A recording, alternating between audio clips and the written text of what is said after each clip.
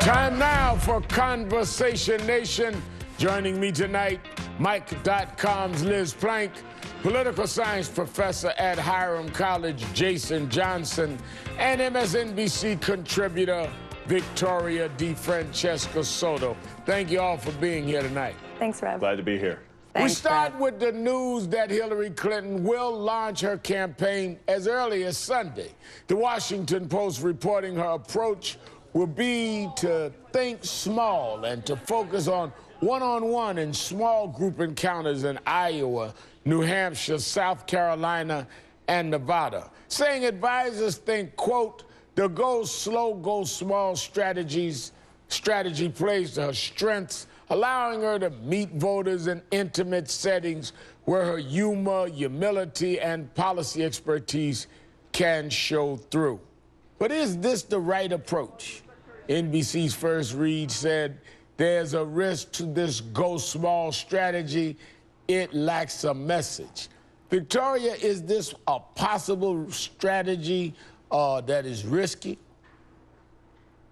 I disagree with First Read. Here we need to go slow and steady. She is so far ahead of everyone else, at least 40 points in the Democratic primary field. What she needs to do now is connect with voters. She doesn't need a big splashy campaign. If you're Martin O'Malley, maybe that's what you need. But she needs to get into those settings and show that emotional side, that humility that we've been talking about, because quite frankly, there have been some issues with Hillary Clinton being seen a little stale, maybe a little rough. But if she can get one-on-one with folks, I think this is going to be the strategy. Because look, she already has name recognition. She already has money. Now it's about making that connection. And the message can be whittled down further as we go into the coming months. We still have about 500 days left of the presidential campaign. Jason, isn't a lot of campaigning media? How does the media focus in if there's just a series of small encounters? There's not a lot of drama in that.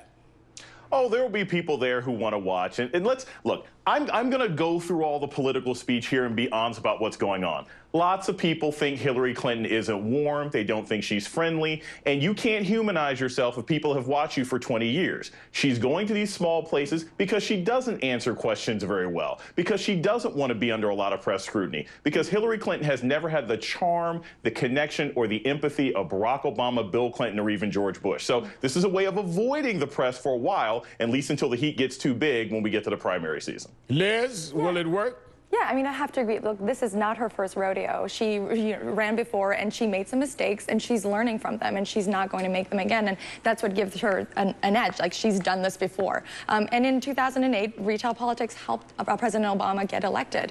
It helped him win to become the candidate for the Democratic Party. So, and actually, we've seen Ron Paul, and Ted Cruz make these big, grand announcements, and that didn't really work well, especially when you think about young voters.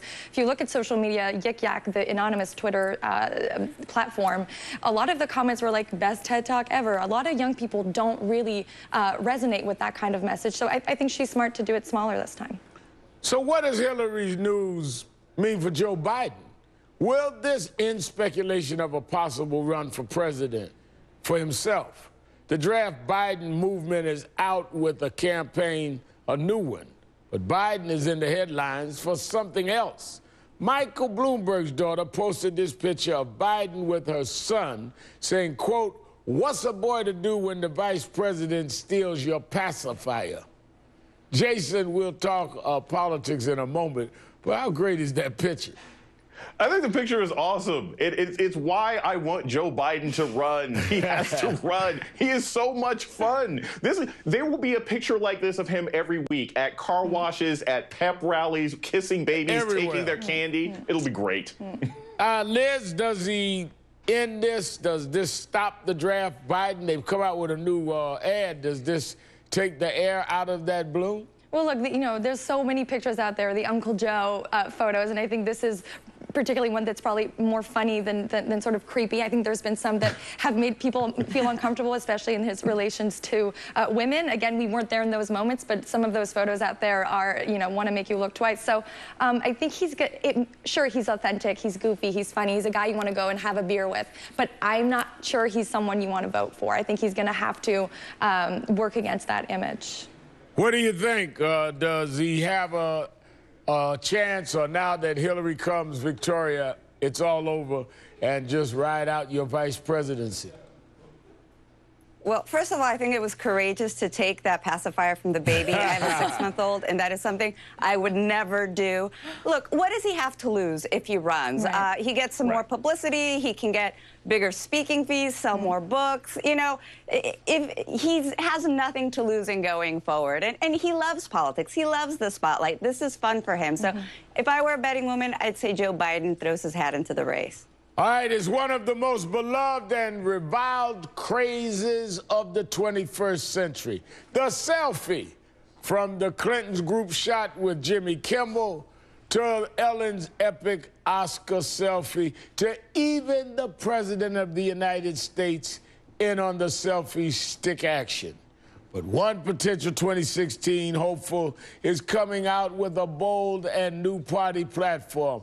Ben Carson is calling for people to abandon the selfie, imploring people to, quote, please stop, and saying selfies reek of, quote, obvious narcissism. Jason, can you get behind this campaign?